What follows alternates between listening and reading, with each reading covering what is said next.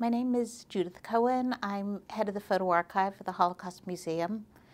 And today I'm going to be discussing a collection of a Jewish rescuer by the name of Ben-Zion Kalb.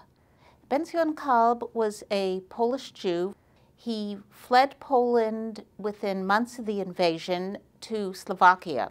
He spent the next several years trying to figure out how to bring his fiancée across the border as well, which by then had sealed. After he got her across, he realized that the same way he was able to smuggle her across to Slovakia, he could also smuggle other Jews as well. And he succeeded in bringing over probably over 1,000 other Jews from Poland into relative safety in Slovakia and later Hungary. The collection has several components. One is small pieces of paper with names of people in either Yiddish or in Latin script, dates of birth, where they were from, where they crossed, sometimes what day they crossed. Then there are also larger typewritten lists that also include names of people. There's a portrait of Ben-Zion Kalb with two orphans who came alone from southern Poland. And there's another photograph of Clara Kalb posing with a woman and her baby that were saved.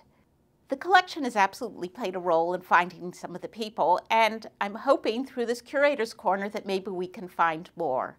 I looked at our survivors registry, and there's an oral testimony by a woman by the name of Blanche Fixler. She talks about having been rescued by Ben-Zion Kalb. She mentions him by name, and she gave us photographs of herself and some of her cousins who also came over on the rescue. So these are really poignant, wonderful reminders that we're not just looking at lists of names, but we're looking at the faces of some of the people that were saved.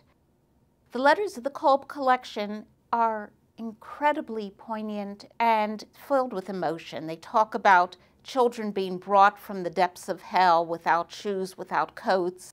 And you realize how people were working with a huge amount of emotional energy to try to save as many people as possible.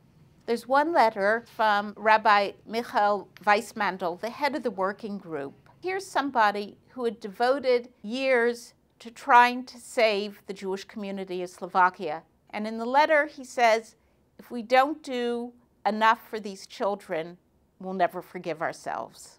Another letter that is remarkable is one from Yitzhak Zuckerman, also known as Antek Zuckerman. He was one of the leaders of the Warsaw Ghetto Uprising. Yitzhak Zuckerman wrote Ben-Zion Kalb thanking him for having sent a messenger to bring him out, but saying that he's too busy with his own rescue work to be able to leave Poland at this point. The collection includes a Slovak version of the Auschwitz Protocol.